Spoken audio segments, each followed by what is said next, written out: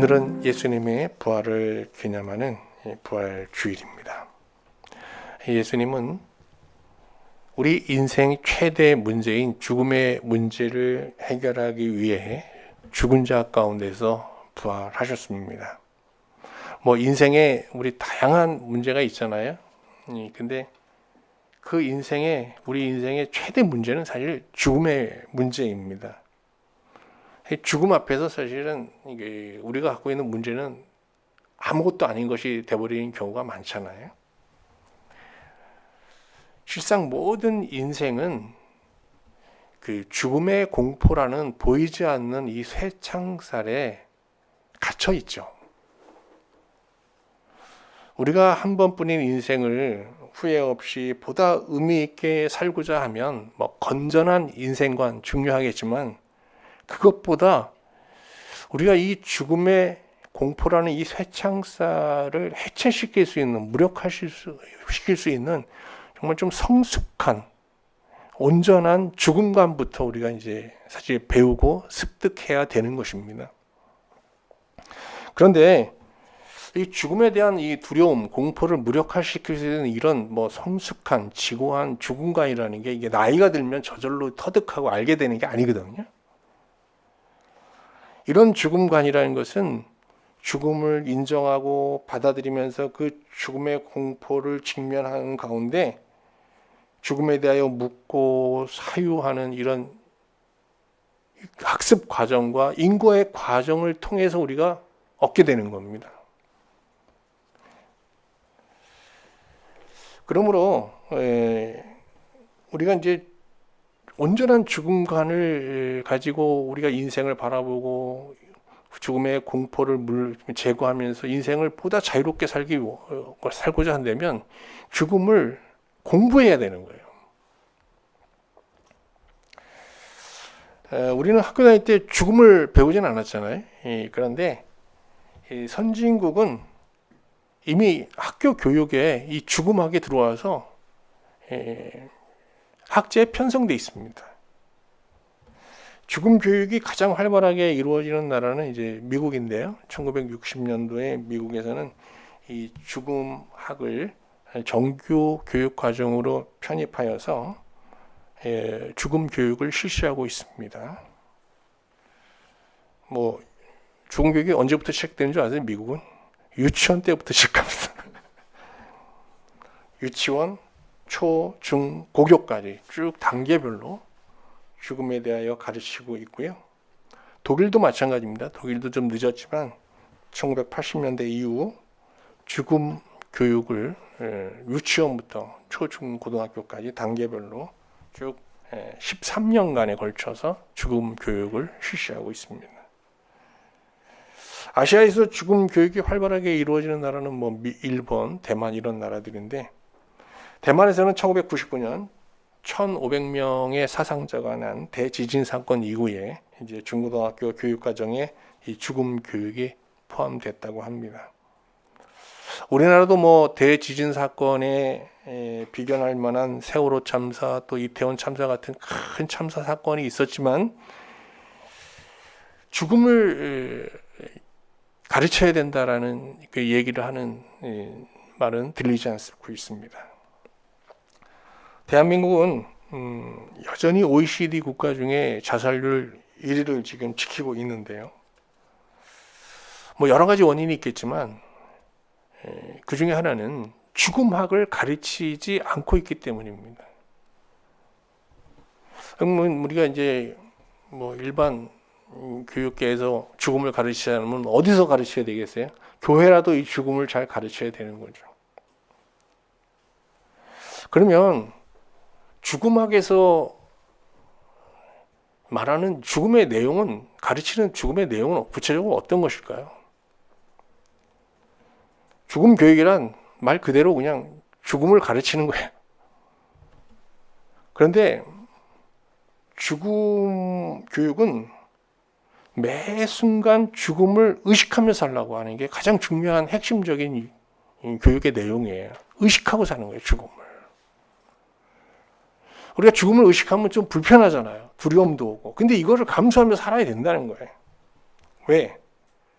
죽음이라는 거는 인생이 끝날 때 갑자기 찾아오는 게 아니라 사실 우리 삶 속에 이미 지금 현재 삶 속에 들어와 있다는 거예요. 그래서 이 죽음을 삶의 한 부분으로 받아들이면서 살아야 된다는 거예요. 이때 뭐 감정적으로는 불편함이 있지만은 우리 인생 전체로 보면 무한한 유익을 얻게 된다는 거죠.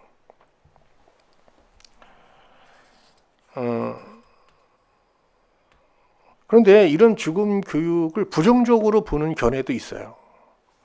왜냐하면 너무 이 젊은이들한테 이렇게 죽음 교육을 시키면 인생을 너무 비관적으로 바라보면서 그게 뭐 허무주의자를 양산하는 거 아니냐, 이런 비판이죠.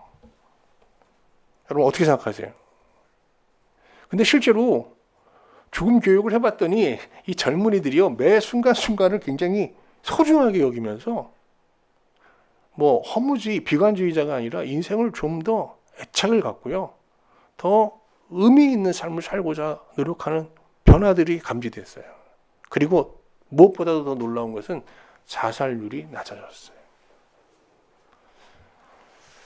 또 하나의 비판은 죽음 교육이라는 거는 죽음이 임박했을 때, 뭐 시한부 선고를 받았을 때 해도 늦지 않은 거 아니야라는 이제 비판의 목소리인데요. 그런데 막상 그 시한부 선고를 받은 사람한테 죽음을 교육하려고 했더니 이 사람들이 죽음 교육을 거부했어요. 왜냐하면 사람은 죽음이 임박하게 되면요, 죽음에 대한 저항, 살고자 하는 열망이 더 극렬해지는 거예요. 그래서 죽음 교육을 거부한다는 거예요. 일반적으로 죽음에 대한 준비는 노년기 때 하면 되는 것으로 생각하기 쉽지만 그렇지 않습니다.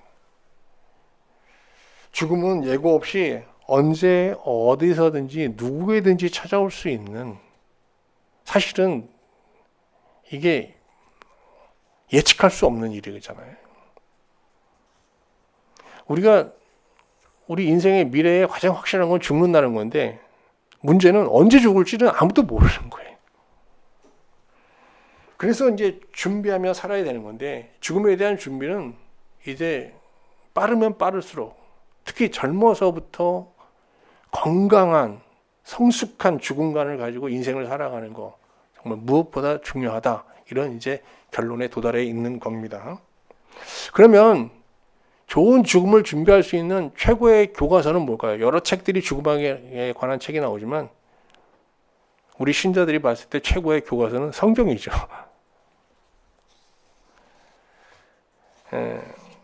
오늘 저는 부활절을 맞아서 여러분과 함께 성경이 우리 신자들에게 제시하는 이 성경적 죽음관에 대해서 생각해 보면서 이제 하나님의 은혜를 나누고자 합니다. 결론부터 말씀드리면, 성경이 신자들에게 권하는 좋은 죽음은 부활을 지향하는 죽음입니다. 먼저 성경적 죽음관에 대해 알아보기 전에 한국인들이 가지고 있는 보편적인 이 죽음관에 대해서 한번 생각해 보도록 하겠습니다. 여러분도 저도 다 한국 사람이잖아요. 그래서 우리는 어떤 죽음관을 갖고 살아왔는지 한번 점검해 봤으면 좋겠습니다. 한국에 기독교가 들어온 지는 한 140년 정도 되잖아요. 근데 기독교가 들어오기 전에 한국은 무교, 무속신앙, 그다음에 불교, 유교, 이런 세 종교의 지배 아래에 있었습니다. 그래서 이 세 종교에 의해서 사실 한국인들은 아주 독특한 죽음관을 갖고 있었는데요. 무교는 인간의 죽음을 본질적으로 매우 슬픈 일이자 한스러운 일로 여깁니다. 그래서 우리가 이제 일반적으로 보면 죽음 앞에서 우리 한국 사람들이 유난히 더 통곡하고 더 슬퍼하는 그런 현상들이 있잖아요. 그게 이제 무교의 영향이라고 볼 수 있는 거죠.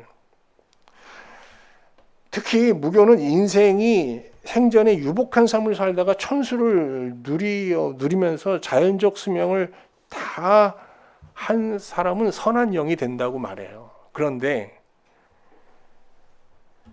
불행한 삶을 살다가 자기 생을 제대로 누리지 못하고 이렇게 뭐 세상을 떠난 사람들은, 이렇게 비자연적인 죽음을 맞은 사람들은 악한 영이 된다라는 그런 신념을 갖고 있어요. 그래서 비자연사한 사람들의 한을 풀어주는 씻김굿을 해야 된다는 거죠. 만약에 비자연사한 이 고인을 위해서 씻김굿을 하지 않으면 이 고인의 영이 이승과 저승으로 넘어가야 되는데 넘어가지 못하고 중간 단계인 이 중천을 이렇게 떠돌고 방황하다가 하면서 산자들에게, 특히 가족들에게 해를 끼친다는 거예요. 이러한 무교의 생사관을 배경으로 한국 기독교에는 귀신을 불신자의 사후 영으로 보는 아주 독특한 이단이 만들어졌어요.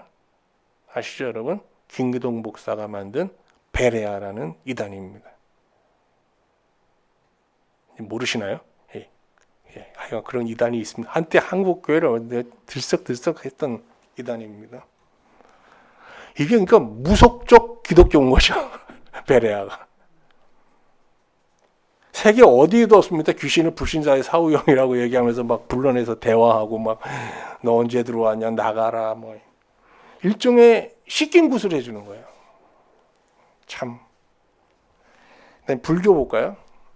불교는 이제 기독교와 유사한 면이 있어요. 사후의 절대자의 심판을 말합니다.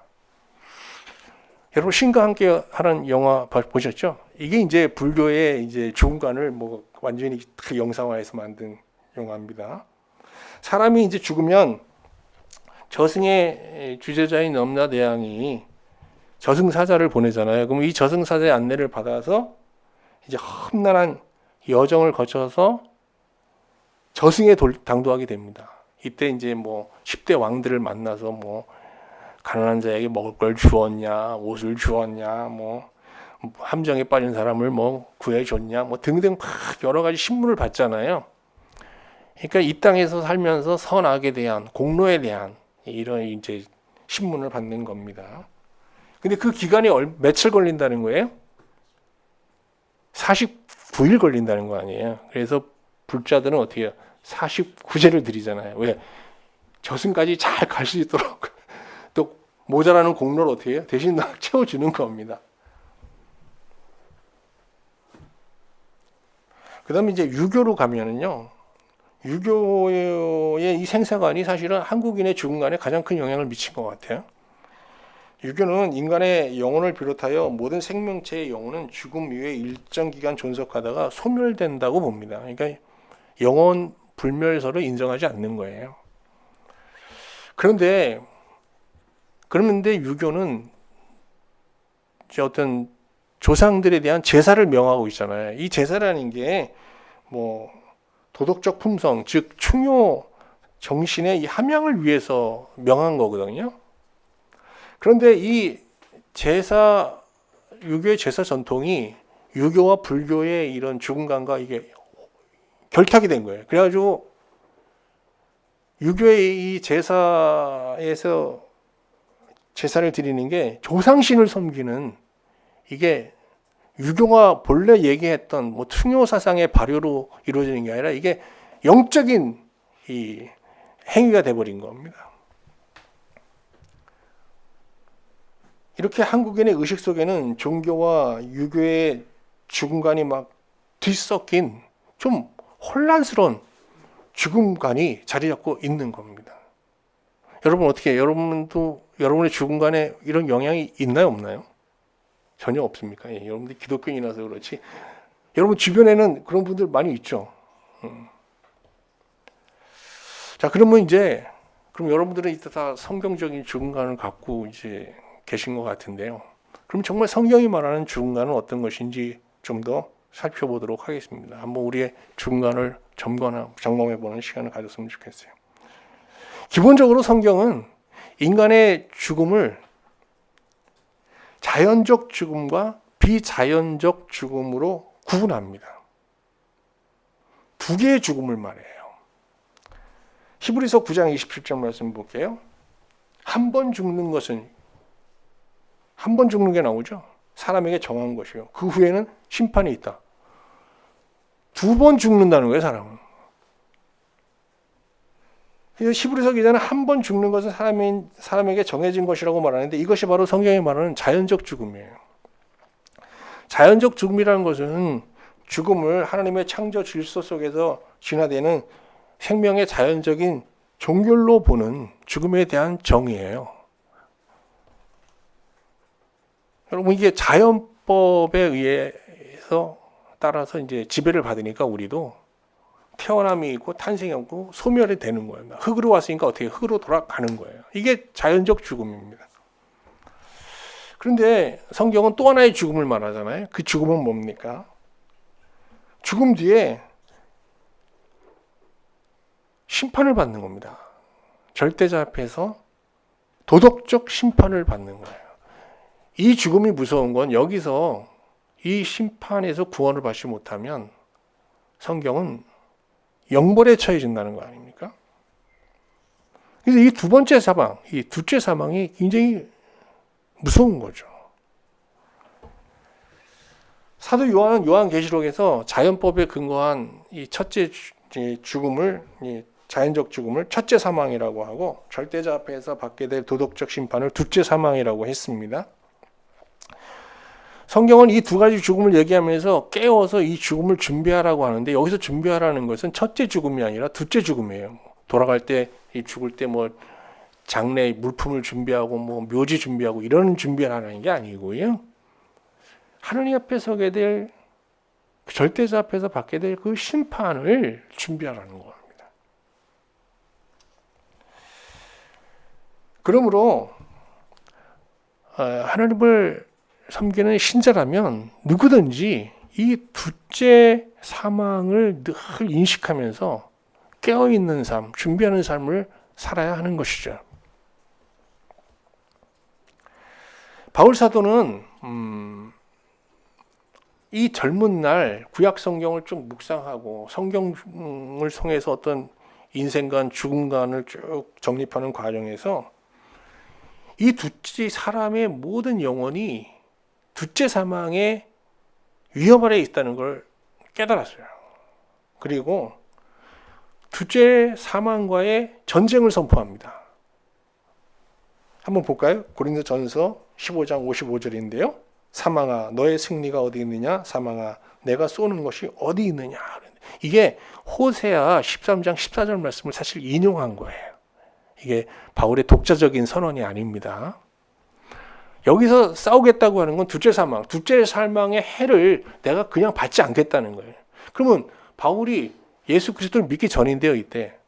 예수 그리스도를 믿기 전에 둘째 사망의 해를 받지 않기 위해서 어떤 대책과 어떤 대비를 하며 살았을까요? 바울이 누누이 얘기하는 건데요. 양심과 율법입니다. 그는 양심 앞에, 율법 앞에 부끄럽지 않은 의인의 삶을 통해서 이 둘째 사망의 해로부터 자기의 영혼을 지킬 수 있다는 확신을 가졌어요. 그래서 누구보다 열정적으로 젊은 날에 바리새인이 되어서 의인의 삶을 추구했습니다. 그런데 양심과 율법을 지켜 의인으로 살고자 했던 이 바울의 열망은 완전히 실패로 돌아가고 맙니다. 그는 죄인의 자리에서 자신이 결코 의인이 될 수 없는 불행한 자임을 고백하면서 절망 속에서 하나님 앞에 절규하게 되는데요. 바울뿐 아니라 사실 그 아담의 타락한 본성을 가진 모든 인간은요, 율법과 양심을 지켜 의에 이르는 것이 불가능합니다. 아이러니하게도 인간이 양심과 율법으로 의에 이르려고 하면 할수록 그 양심과 율법은 우리의 안에 숨겨져 있는 부정한 본성을 더 적나라하게 폭로해 버립니다. 그래서 죄책감에 시달리는 사람들이 우리 주변에 많잖아요. 근데 그 죄책감에 시달리는 사람은 다른 말로 말하면 의에 대한 열정이 큰 사람들이에요. 이해가 되시죠? 별로 죄책감 없이 사는 사람들은요, 의에 대한 열망이 약한 사람들이에요. 왜 바울이 절망의 자리에서 왜 하나님 앞에 절규하며 하나님의 구원을 구했을까요? 그만큼 그 바울 안에 의에 대한 열망이 컸기 때문입니다. 인간은 사망과의 싸움에서 양심과 율법을 의에 이르는 선한 도구로 생각하고 사용하지만 실제로 사망과 인간과의 싸움에서 이 양심과 율법은요, 인간의 죄를 폭로하고 고발하는 사망의 도구로 사용됩니다. 그래서 바울이 고린도전서 15장 56절에서 이렇게 말합니다. 사망이 쏘는 것은 죄요, 죄의 권능은 율법이라. 이 사망이 어떻게 공격해요? 양심과 율법을 가지고 공격해. 네가 의인이라고 막 들이대는 거거든요. 거기서 그냥 무참하게 무너지는 겁니다. 그리고 사망의 해를 받을 수밖에 없는 거예요. 이처럼 땅에서 난 자는 죄 가운데 살다가 도덕법에 따라 절대자의 심판을 받아 멸망케 되어 있어요. 이는 누구도 피할 수 없는 비극적 운명입니다. 이런 비극적 운명을 바울은 뭐라고 표현하는가 하면 모든 사람은 죄와 심판 아래 있다. 심판 아래 있다라고 표현하는 겁니다. 그런데 오늘 고린도 전서 15장에서 바울은 이 이길 수 없는 둘째 사망과의 싸움에서 승리를 선포합니다. 그리고 하나님께 감사의 찬양을 올려드리고 있거든요. 한번 확인해 볼까요? 15장 57절입니다. 주 예수 그리스도로 말미암아 우리에게 승리를 주시는 하나님께 감사한다 그랬어요. 이 싸움에서 철저히 패배했던 바울이 갑자기 승리를 선언하고 있어요. 무슨 일이 일어난 걸까요? 그는 예수 그리스도 안에서 이 사망을 이길 수 있는 새로운 신앙을 발견했던 겁니다. 그가 발견한 신앙이 바로 믿음의 신앙이에요. 율법과 양심이라고 하는 행위의 신앙으로는 결코 사망과의 싸움에서 이길 수 없었지만 그는 예수 그리스도 안에서 이 믿음의 신앙을 발견하고 믿음으로 맞서게 되는데 믿음으로 사망을 완전히 무너뜨리고 승리하게 됩니다. 비로소 죽음에 대한 두려움, 죽음에 대한 공포, 여기서부터 벗어나 마지막 심판날 하나님 앞에 의인으로 인정받을 수 있는 확고한 신념을 갖게 된 것이죠. 한번 확인해 볼까요? 로마서 5장 1절입니다. 그러므로 우리가 믿음으로 의롭다 하심을 받았으니. 의롭다함을 받았다는 건 하나님 앞에 이제 설 수 있게 되었다는 거예요. 우리 주 예수 그리스도로 말미암아 하나님과 화평을 누리자 그랬어요. 우리는 거룩하신 하나님 앞에 설 수 없는 부정한 죄인이잖아요. 그러나 바울 사도는 믿음의 신앙을 통해서 이제 우리는 의인으로서 하나님 앞에 설 수 있는 기회를 얻게 되었다라고 말하고 있습니다. 그러면 그가 말하는 믿음은 도대체 구체적으로 무엇을 말하는 것이냐? 그 앞절에 나와 있어요. 4장 읽진 않았습니다만 한번 확인해 볼까요? 4장 25절. 예수는 우리가 범죄한 것 때문에 내줌이 되고 또한 우리를 의롭다 하시기 위하여 살아나셨느니라. 이걸 믿는 믿음이에요. 이걸 믿을 때 우리가 하나님 앞에 설 수 있는 기회를 얻게 된다는 거예요. 자, 그래서 이 25절과 4장 25절과 5장 1절을 이렇게 연결해서 제가 한번 의역해 보겠습니다. 이런 겁니다. 하나님 앞에 설 수 없는 부정한 죄인이라도 예수님께서 자신의 죄를 대신하여 십자가에 달려 죽으시고 또한 자신을 의롭게 하시기 위하여 부활하셨다는 것을 확실히 믿는다면 그 믿음의 신앙으로 우리는 하나님 앞에 설 기회를 얻게 됩니다. 우리는 이 기회를 놓치지 말고 하나님 앞에 나아가 평강을 구해야 됩니다. 자, 이 믿음의 신앙으로 우리가 하나님 앞에 나갈 수 있는, 설 수 있는 기회를 얻었잖아요. 이 기회를 얻어서 하나님 앞에 나가서 우리가 뭘 구해야 된다고요? 평강을 구해야 된다는 겁니다. 히브리어로는 샬롬이고 헬라어로는 에이레네. 이 평강의 사전적 의미는요, 전쟁이 없는 상태, 즉 마음이 평온한 상태를 말해요. 그러나 바울이 신자가 믿음으로 하나님 앞에 나아가 구해야 될 그 평강에는 그 이상의 의미가 있어요. 한번 보세요. 5장 2절인데요. 이게 평강의, 우리가 하나님 앞에 나아가서 구해야 될 평강의 내용이에요. 또한 그로 말미암아 우리가 믿음으로 서 있는 은혜에 들어감을 얻었으며 하나님의 영광을 바라고 즐거워하느니라. 여기서 평강은 어떤 건가 하면 단순히 평온한, 심적인 평온한 상태를 말하는 게 아니라 하나님 앞에 나아가서 하나님의 영광을 보고 그 하나님의 사랑과 하나님의 우리를 위한 선한 마음, 하나님의 선한 뜻을 보면서 기뻐하는 거예요. 신령한 기쁨, 영혼의 기쁨, 이거를 심령에 채우라는 거예요. 이게 에이레네. 근데 신자가, 자, 우리 이제 이 구절 보면서 이런 생각이 들었어요. 우리가 이제 집을 살 돈이 없어요. 그러면 어떻게 해요? 모기지를 얻잖아요. 그래서 집을 사잖아요. 그 다음부터 모기를 갚는 거 아니에요. 신앙이 꼭 이런 거예요. 우리가 하나님 앞에 설 수 없는 사람들이에요. 근데 일단 예수님을 힘입어서 예수님의 공로로, 이게 빚이에요. 모기지 얻어서 하나님 앞에 나가는 거예요. 그래서 갚아나가는 거예요. 이게 바뀌는 거거든요. 자, 그렇게 생각하시면 되고요. 그런데 나가서 어떻게 하냐? 영혼의 기쁨으로 가득 채우는 거예요. 그런데 믿음으로 하나님 앞에 나아가 평강, 즉 영혼의 기쁨을 이렇게 우리 안에 막 채우며 살 때 신자의 삶 속에 큰 변화가 일어납니다. 어떤 변화가 일어나는지 한번 볼까요? 로마서 5장 3절입니다. 다만 이뿐 아니라 우리가 환난 중에도 즐거워하나니 이는 환난은 인내를 그랬어요. 자, 이제 오늘 우리가 여기서 뭐 하나님으로 인한 신령한 기쁨이 차고 넘쳤어요. 자, 근데 내일부터 이제 일상에 나가서 사는데, 여러분 일상에는 뭐 좋은 일도 있겠지만 환난이 기다리고, 저는 환난이 기다리고 있어요. 그러면 우리 안에 있는 이 평강과 환난이 어떻게 됐어요? 우리 안에서, 심령 안에서 부딪히겠죠. 싸움이 일어납니다. 이 환난이라는 것은 신자가 이 세상에서 받는 여러 가지 고난과 박해를 다 포함한 거거든요.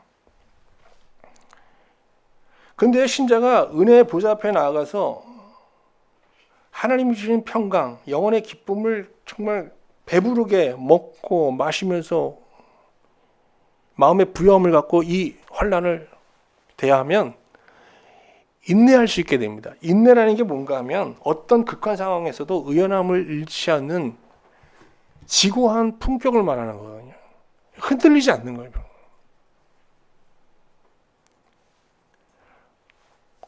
저도 그렇고 여러분의 삶에도 다양한 고난과 박해가 실제하잖아요.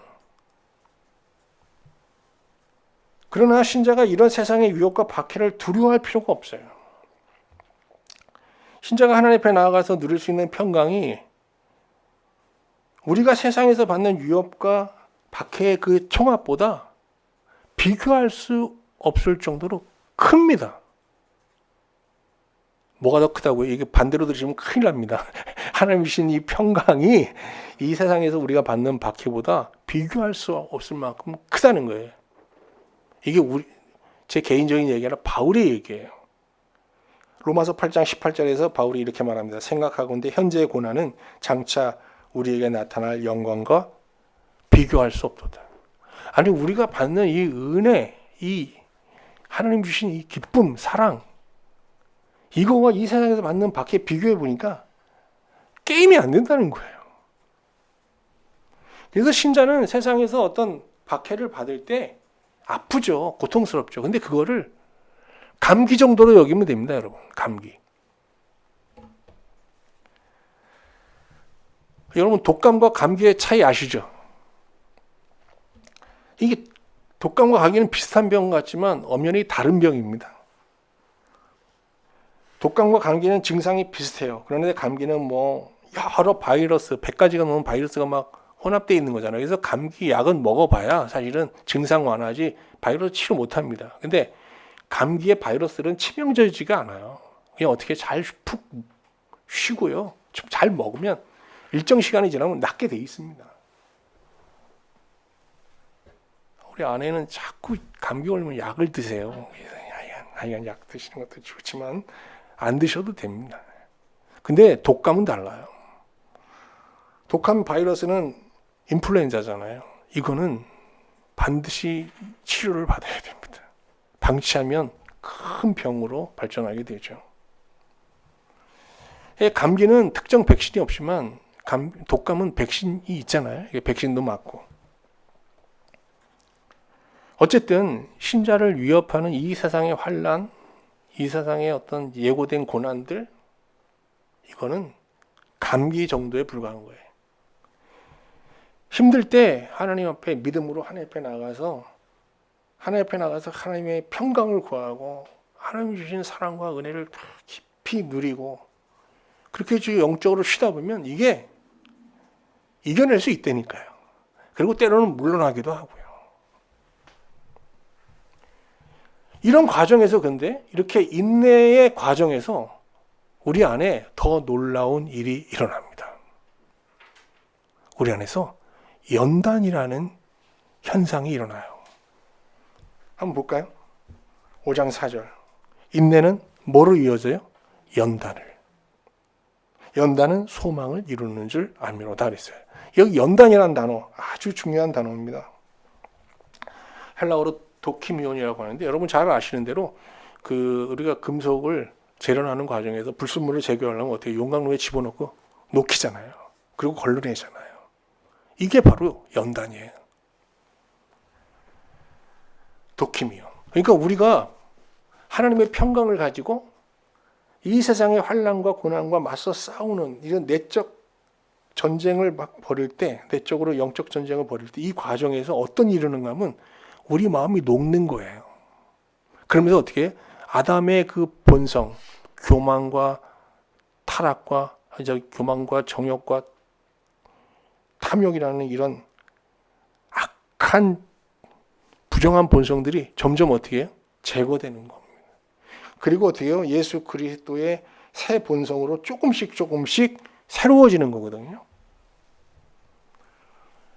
이렇게 우리의 본성이 변화되면요 어떻게 되냐? 하나님의 사랑이 우리가 변화된 본성이라는 게 그릇과 같은 거예요.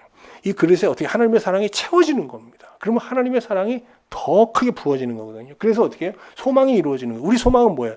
이 땅에 살면서 하나님 나라를 누리고 하나님 나라에서 우리가 누릴 그 온전한 하나님의 형상이 이 땅에서 속히 회복되기를 바라는 그런 소망이 있잖아요. 그 소망이 어떻게 앞당겨지는 거예요. 성취되는 겁니다.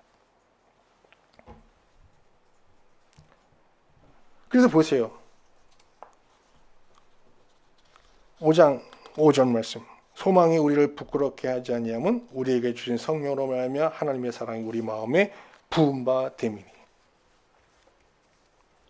여기서 부어지다라는 것은 인간의 깊은 곳의 목마름, 어떤 공허 속에 하나님의 완전한 기쁨, 완전한 하늘의 양식이 채워지는 거예요. 만족과 배부름을 누리게 하는 거예요. 뭐 다른 말로 하면 충만 이렇게 표현할 수 있겠죠.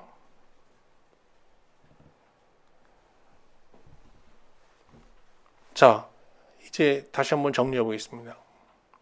우리가 정말 예수 그리스도를 믿는 믿음에 근거하여 올바른 죽음관을 갖고 이 세상을 살아가게 되면요. 우리 안에서 어떤 일이 일어난다고요? 믿음으로 하나님 앞에 나아가 평강을 얻고 그리고 그 평강이 인내와 연단을 거쳐서 소망을 이루는 이런 선순환이 우리 안에 일어나면서 매일매일 옛사람은 죽고 새 사람으로 거듭나는 이런 존재의 변화를 경험하면서 우리가 사는 하루하루가 새날, 새 인생으로 경험되어지는 그런 은혜를 누리게 된다는 겁니다. 이게 바로 부활의 구원이고 부활의 은혜인 겁니다. 자, 이제 말씀 마치겠습니다. 성경은 사람을 죽음을 중심으로 구분하거든요. 이게 죽음을 인정하고 좋은 죽음을 준비하며 사는 사람을 지혜자라고 하고, 죽음을 부정하고 회피하며 사는 자를 어리석은 자, 세속적인 세인이라고 말하죠. 여러분은 죽음의 문제를 회피하며 사는 어리석은 자입니까? 아니면 죽음의 문제를 직시하며 이를 준비하며 살아가는 지혜자이십니까? 여러분이 만약에 지혜로운 삶을 살고 계시다면 여러분이 갖고 있는 죽음관은 정말 온전한 죽음관인가 다시 한번 돌아보시기 바랍니다. 예수님은 평소 자기의 죽음을 회피하지 않고 자주 말씀하셨어요. 그래서 제자들한테도 자꾸 자신이 죽을 걸 얘기하면 제자들이 항변하고 왜 자꾸 죽는 얘기하냐고 화도 내고 그랬잖아요. 마가복음 4장 8절 말씀 보세요. 그는 힘을 다하여 내 몸에 향유를 부어 내 장례를 미리 준비하였느니라. 예수님은 항상 자기 장례를, 자기 죽음을 생각하고 그 죽음을 준비하며 사셨단 말이죠. 예수 그리스도를 믿는 자들도 죽음을 회피하지 않고 예수님처럼 당연히 준비하며 살아야 되는 겁니다. 죽음을. 그러면 죽음을 준비하는 실제적인 방법은 뭐냐 하는 거예요. 먼저 죽음을 자주 생각하고 죽음을 우리 인생의 상수로 두고 살아야 되는 거예요. 항상 예수님의 죽음과 나의 죽음을 상수로 두고 살아가는 겁니다. 그리고 죽음을 보다 적극적으로 공부하는 겁니다. 여기서 더 나아가서 오늘 로마서 5장에서 우리가 살펴본 바와 같이 믿음과 평강과 인내와 연단, 이 부음이라는 이 5단계가 굉장히 선순환 되는 복음에 합당한 삶을 계속 추구해야 되는 겁니다. 이게 우리가 가장 좋은 죽음을 준비하는 최선의 방법인 거죠. 이렇게 이제 믿음과 평강과 인내와 연단과 부음이 반복되는 하나님 나라를 소망을 늘 이렇게 선취하는 삶을 살아가면서 우리가 죽음을 정말 맞게 되면 그때 어떻게 둘째 사망은 우리한테 아예 제 생각엔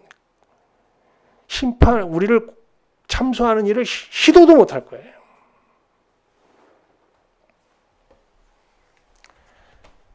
오늘은 2025년 4월 20일 주님의 부활을 기념하는 부활 주일입니다. 바로 오늘이 여러분 인생에서 성경적 죽음관에 입각해서 여러분이 보다 철저하게 죽음을 준비하는 출발점이 될 수 있기를 주님의 이름으로 축원합니다. 매일 죽음을 생각하며 삽시다. 그리고 죽음을 멀리하지 말고 죽음과 친하게 지냅시다. 너 언젠가 나에게 올 거지? 그래. 오늘 나랑 얘기 좀 해보자. 그러면서 우리의 죽음과 자꾸 친해지는 연습을 하고 죽음에게 묻고 죽음이 우리에게 말하고 그런 걸 들으려고 하고 죽음에 대해서 사유하시기 바랍니다. 그리고 가능하면 성경 외에도 죽음학에 관련된 책들을 읽어보고 공부하는 시간을 가지면 더 좋을 것 같고요. 무엇보다도 예수님이 우리에게 정말 주고자 하는 좋은 죽음은 뭐예요? 부활이잖아요. 이 부활의 죽음을 우리가 막기 위해서는 매일매일 복음에 합당한 삶을 살아내야 되는 거거든요. 그 복음에 합당한 삶이라는 것은 수시로 믿음의 신앙으로 하나님 앞에 나아가 평강을 구하고 평강, 그리고 그 평강으로 이 세상의 환난을 인내하며 그리고 연단을 통해서 매일매일 새로워지는 겁니다. 아무쪼록 여러분 이 주님의 부활을 기념하는 부활주일 로마서 5장 1절부터 5절 말씀과 고린도서 15장 말씀 다시 한번 개인적으로 묵상하시면서 여러분 이제 예수님이 우리에게 주신 그 정말 좋은 죽음을 준비하는 완전한 죽음관으로 여러분 무장하셔서 남은 인생 죽음에 굴복하지 않고 죽음의 공포라는 보이지 않는 쇠창살을 부숴버리시고 여러분 죽음의 공포에서 해방된 자유로운 삶 살 수 있기를 주님의 이름으로 축원합니다.